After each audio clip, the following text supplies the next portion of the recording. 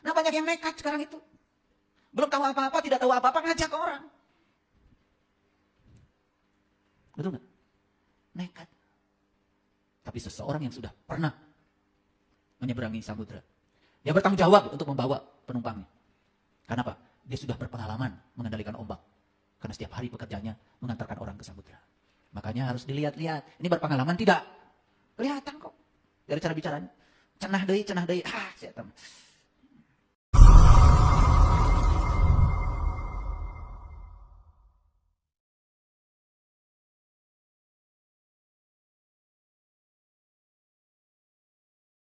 Sami'na wa ta'na kalau belajar spiritual.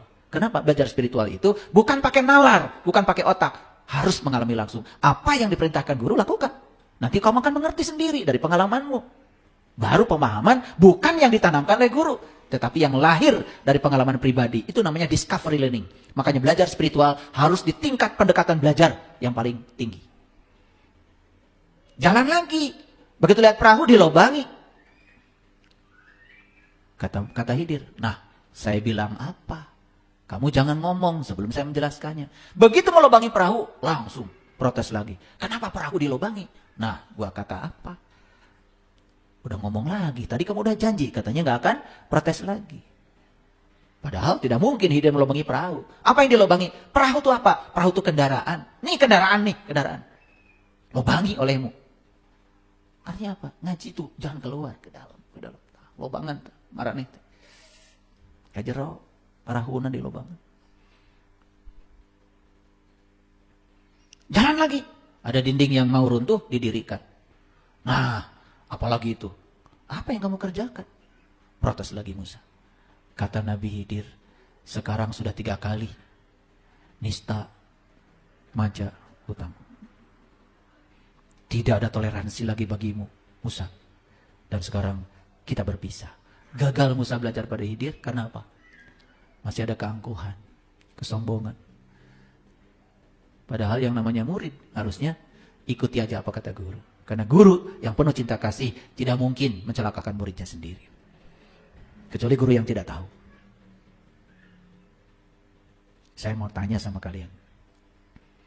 Pergi ke pinggir pantai. Mau nyebrang lautan. Ada nelayan yang menawarkan, Bu, Pak, nyebrang. Pasti dilihat dulu kan, layannya. Hidung tuh. Betul? Betul? Ya. Kelihatan nggak dia tuh nelayan? Betul nggak? Coba kalau yang nawarin putih. Tidak kelihatan lah nelayannya. Tidak pernah kelihatan sebagai pelaut. Bu, badai nyebrang. Enggak, pabrik dijajak. Kepunten Pak, ari bapak teh tos lami jantan layan. Nemeh pisan ayeuna. Sasarangan we urang teuleum.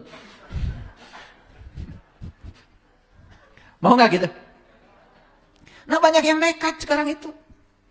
Belum tahu apa-apa, tidak tahu apa-apa, ngajak orang. Betul enggak? Nekat.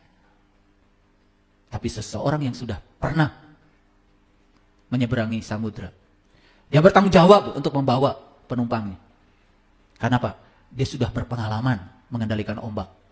Karena setiap hari pekerjaannya mengantarkan orang ke samudra. Makanya harus dilihat-lihat. Ini berpengalaman tidak? Kelihatan kok.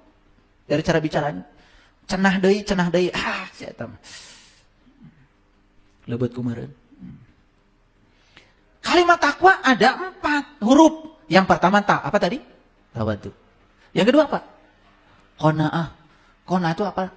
Menerima apa adanya. Bukan menerima ada apanya. Ulangi. Menerima apa adanya. Bukan menerima ada apanya. Qanaah itu. Rek teraos. Tampi. Diinginkan, tidak diinginkan. Terima. Sujud. Sudah terbuka. Karena percaya. Ini adalah tanda-tanda semesta. Tidak mungkin ada yang terjadi tanpa kehendaknya. Tidak ada penilaian benar salah, baik buruk. Terima seutuhnya. Baru kemudian tahu maksud Allah. Karena sudah menerima. Hanya yang sudah bisa menerima utuh.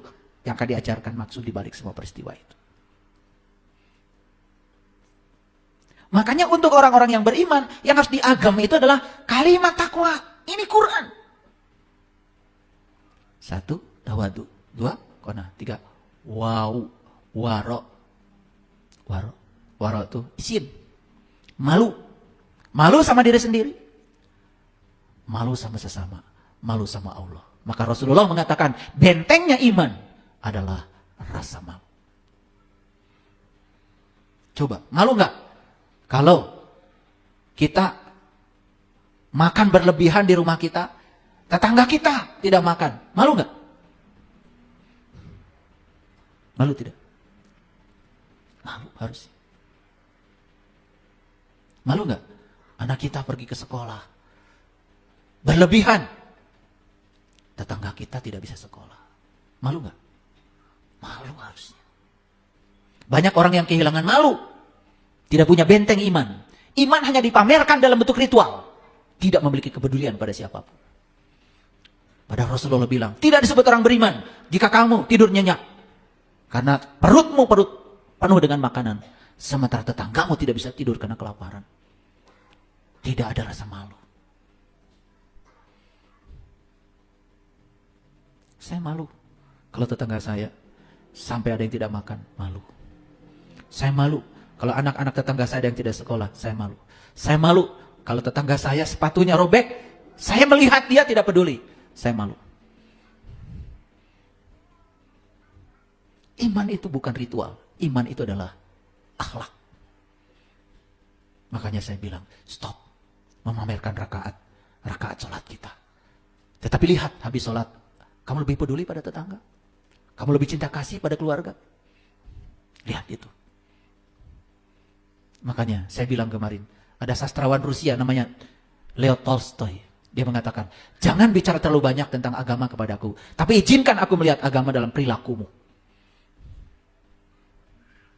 Kalau kamu sakit, itu baru tanda kalau kamu masih hidup. Tapi kalau kamu bisa merasakan sakitnya penderitaan orang lain, itu tanda kamu manusia. Kalau orang lain sakit, kita tidak merasakan sakitnya penderitaan orang lain. Kata Tolstoy, kamu bukan manusia. Saya sepakat dengan istri saya. Kalau kita diberi uang berkelimpahan, kita bagikan uang itu pada orang-orang yang membutuhkan. Makanya saya kalau jalan sama istri saya, saling mengawasi karena saya nyetir. Tolong lihat ya, kalau ada orang yang perlu kita beri, kita berhenti atau balik lagi. Kemarin saya sama istri saya, sama anak saya, mobil ada orang, aduh, bapak-bapak, jalannya sudah repot, bawa-bawaan macam-macam, entah apa tuh yang dibawa, mau berhenti, susah parkir. Udah, saya lewat dulu. Semoga bapak itu tidak belok, saya balik lagi. Kasih yang berharga buat dia. Di level dia mungkin 200 ribu, 300 ribu, berharga sekali. Nangis tuh. Dan kita melihat orang lain menangis. Ada perasaan bahagia yang meluap-luap di sini. Jangan cari alasan untuk tidak berbuat. Kalau hati nurani mendesak untuk itu, lakukan. Ada kebebasan di sini. Dan luar biasanya, selalu kontan. Seperti yang Allah janjikan, kalau kamu ngasih 1, aku kalikan 700. 700 kali. Asal pemberianmu tulus. Makanya saya kalau jalan sama istri saya, saling mengawasi. Barangkali ada yang perlu kita berhenti, kita berhenti. Jalan bukan sekedar untuk memenuhi ambisi kita, tujuan kita. Tapi kita percaya, kalau disuruh jalan sama Allah, akan dipertemukan dengan siapa saja di jalan. Orang-orang yang butuh pertolongan kita. Malu. Apalagi mohon maaf, kalau saya sebagai pemimpin, sebagai pejabat, saya malu kalau ada rakyat saya yang miskin. Saya malu kalau rakyat saya ada yang tidak makan. Saya malu kalau rakyat saya rumahnya runtuh. Kita butuh pemimpin yang punya rasa malu. Yang waru. Makanya orang beriman itu yang harus diagem kata Allah. Cuma 1 kalimat. Apa itu? Kalimat takwa. Wa alal mu'minina wa alzamahum kalimat takwa. 1 kalimat aja. Kalimat takwa. Dan yang terakhir alif. Alif itu adalah ikhlas. Ikhlas itu. Apa Apa ya kata-katanya saya tidak tahu. Karena kalau kita mengatakan ikhlas, itu berarti kita belum ikhlas. Merasakan ikhlas saja, itu tanda bahwa kita belum ikhlas. Harus belajar keikhlasan. Ikhlas itu berarti tanpa kata-kata. Disitulah Allah akan mengatakan wa yarzuqu min haitsu la yahtasib. Semua yang kau lakukan dengan ikhlas, hasilnya tanpa batas. Percaya deh sama saya. Semua yang dilakukan dengan ikhlas tanpa batas. Praktekkan. Agama itu bukan untuk dikoleksi. Agama itu bukan penampilan luar. Agama itu bukan baju, bukan pakaian. Agama itu adalah akhlak.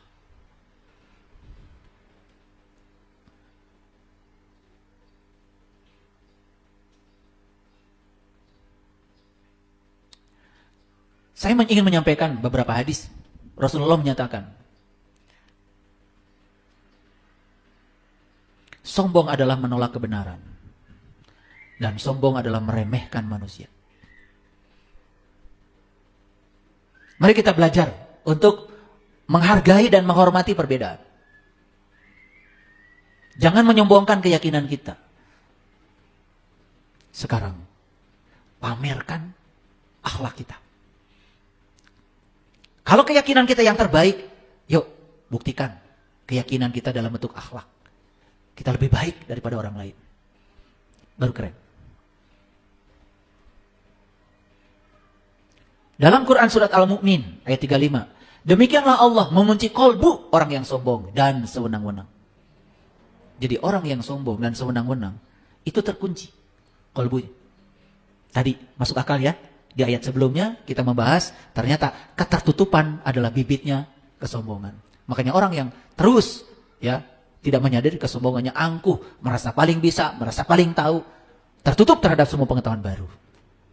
Dalam hadis Bukhari dan Muslim, Rasulullah bersabda, para penghuni neraka adalah orang-orang yang keras kepala, kasar lagi sombong. Semua orang yang sombong di kehidupan yang sekarang saja sudah tinggal dalam neraka. Tidak akan masuk surga orang yang di dalam kolbunya ada seberat biji zarah dari kesombongan. Begitu kata hadis.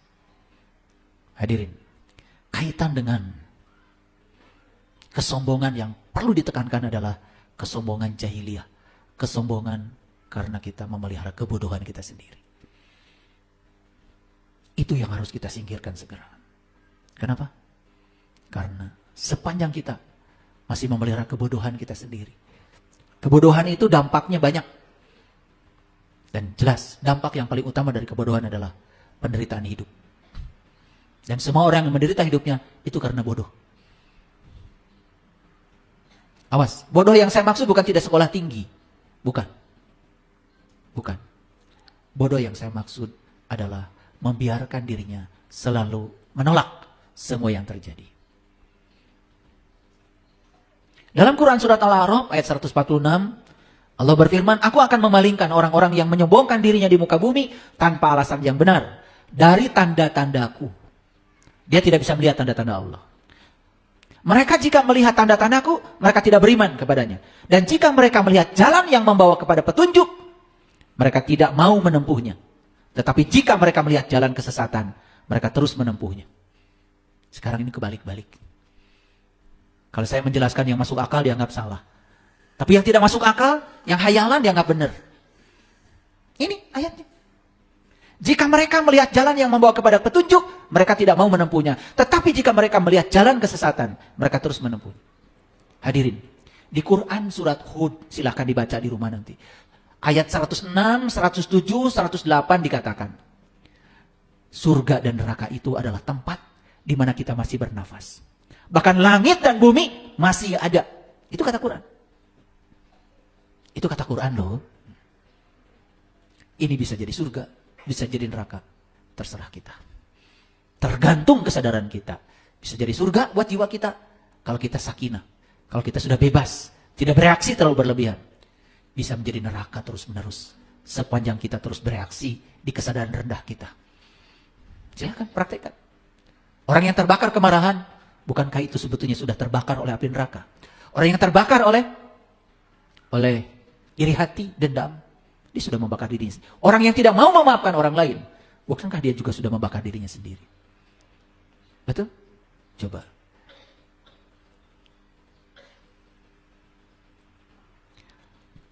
Di dalam Al-Quran,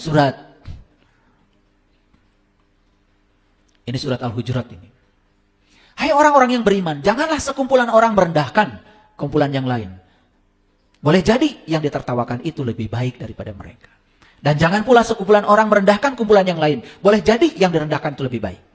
Dan janganlah suka mencela dirimu sendiri. Dan jangan memanggil dengan gelaran yang mengandung ejekan. Seburuk-buruknya panggilan adalah panggilan yang buruk sesudah beriman. Dan barang siapa yang tidak bertobat, maka mereka itulah orang-orang yang zalim. Mari kita renungkan. Ada kata-kata bagus dari seorang filosof namanya Joseph Hall. Dia mengatakan, orang sombong tidak bertuhan. Orang iri tidak bertetangga. Orang marah tidak memiliki dirinya sendiri. Keren. Ternyata kalau menurut Joseph Hall, orang sombong itu tidak bertuhan. Kalau orang bertuhan tidak mungkin sombong. Orang iri tidak bertetangga. Dan orang marah tidak memiliki dirinya sendiri. Orang sombong ibarat orang berdiri di atas gunung, seperti yang saya bilang. Dia melihat orang lain kecil, namun dia tidak sadar kalau sebetulnya orang lain pun melihat dirinya kecil juga. Makanya orang sombong tidak mungkin jadi besar. Pasti akan dianggap kecil. Orang sombong ditandai dengan tatapan mata yang merendahkan dan ucapan yang meninggikan dirinya sendiri. Langit tidak perlu menjelaskan mengapa ia tinggi. Yang tinggi saja tidak melangit. Kenapa? Tanah sok melangit. Yang tinggi saja tidak melangit. Langit tidak pernah menjelaskan kenapa tinggi. Orang kaya yang benar-benar kaya dan tidak sombong tidak pernah menjelaskan kalau dia kaya.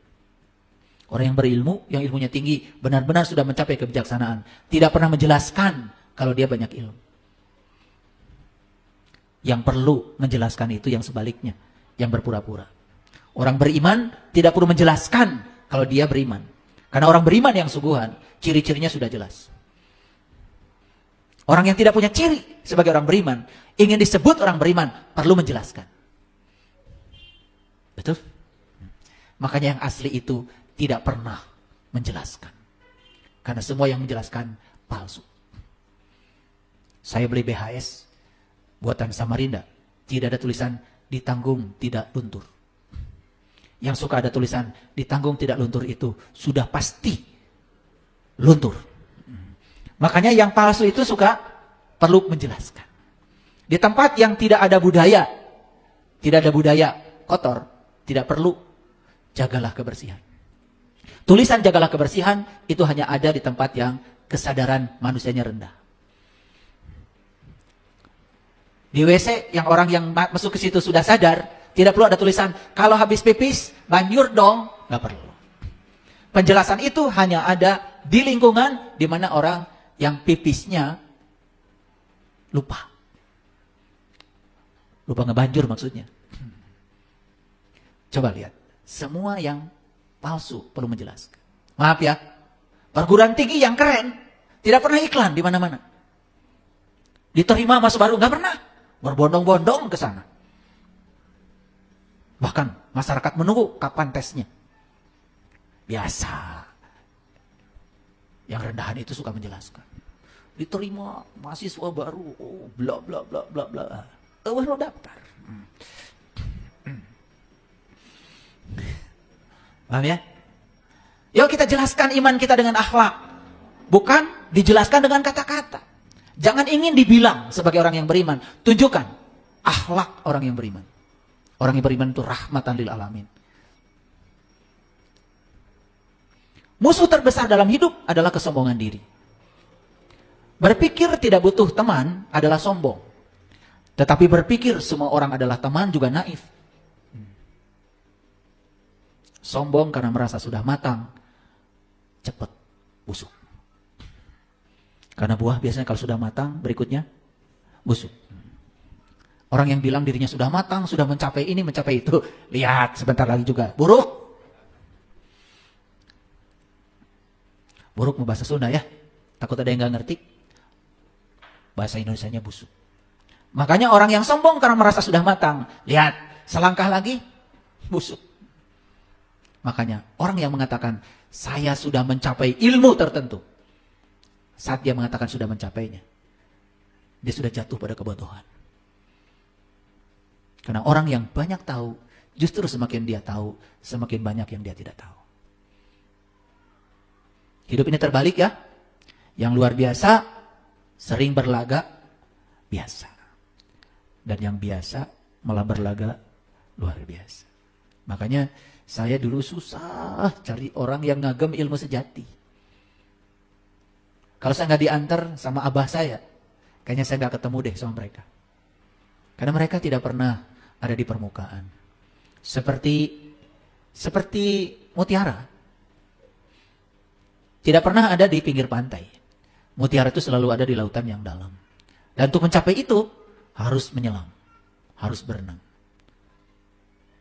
Dulu saya mencari guru-guru yang betul-betul bisa membuktikan semua yang diomongkannya nyata. Karena ternyata iman itu nyata. Tasdikun bil qalbi itu nyata. Menyaksikan dengan basiroh, dengan mata qalbu itu nyata.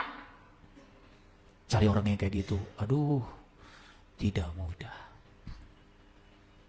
Hadirin, kalau sempat bisa bertatapan dengan orang yang semacam itu, ngasih ilmu sejati. Di mana kita bisa membaca kitab sejati kita sendiri. Bisa bertemu dengan hakikatnya Allah, hakikatnya Rasulullah dalam diri. Duh, mahal. Saya harus keliling dunia dulu untuk bertemu mereka. Ternyata mereka itu adalah tetangga. Tapi itulah, hidayah itu seperti itu. Setelah saya muter-muter kemana-mana, akhirnya pulang. Ternyata tetangga. Dan selama ini saya merendahkannya, menganggap orang biasa. Karena orang yang luar biasa itu memang lagaknya biasa aja. Beda dengan orang biasa. Suka luar biasa. Pakai. Makanya karena sibuk dandan, jadi kosong. Saya waktu hadirin, setiap orang punya kelemahannya sendiri. Tetapi jangan lupa, kelemahan itu penting. Seseorang yang tidak membiarkan kelemahannya mengalahkannya, malah dia memiliki kebenaran. Asal kita bisa mengalahkan kelemahan kita sendiri. Pernah lihat ada orang tidak punya tangan, tidak punya kaki? Dia menjadi motivator tingkat dunia. Dan saya yakin kalau dia punya kaki, punya tangan seperti biasa, belum tentu dia menjadi motivator sekelas dia. Dia bisa berenang, padahal nggak punya tangan, nggak punya kaki. Yang punya tangan, punya kaki, malah nggak bisa berenang. Saya masih ingat dulu, minta buku matematika sama bapak saya. Bapak saya malah nangis. SMP itu. Kata bapak, akhirnya bapak ngincit tuh, pergi ke rumah temannya bapak. Kebetulan anaknya tuh sekelas dengan saya. Ya ekonominya lebih bagus lah daripada ayah saya waktu itu. Sampai bapak saya yang pergi ke sana.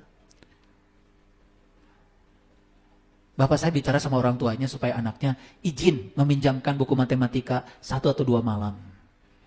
Sampai segitunya bapak saya. Sampai berurai air mata. Malu-malu juga ke tetangga. Akhirnya saya dipinjemin matematika hanya 2 malam buku itu. Apa yang terjadi? Saya berjuang untuk menguasai buku itu dalam 2 malam. Dan teman saya yang punya buku matematika itu ngerti kesina buku itu. Malah kalau ada PR nanya sama saya. Itulah memang ya. Kadang-kadang kita dikasih kelebihan kita lupa. Tapi dikasih kelemahan kita bisa bangkit. Jangan lupa, kelemahan yang ada pada diri kita ternyata itu adalah kelebihan kita yang diberikan oleh Allah. Jadi sekarang, buang benar salah, buang baik buruk. Semua hal yang Allah hadirkan dalam hidup, baik-baik saja. Kalau cara kita memandangnya, baik-baik saja. Kita lepaskan keangkuhan kepalan tangan kita. Kita buka tangan kita. Saat tangan ini dibuka, kita bisa mengambil apa saja yang kita mau. Dan kita tidak akan pernah bisa mengambil apapun dengan tangan yang tertutup.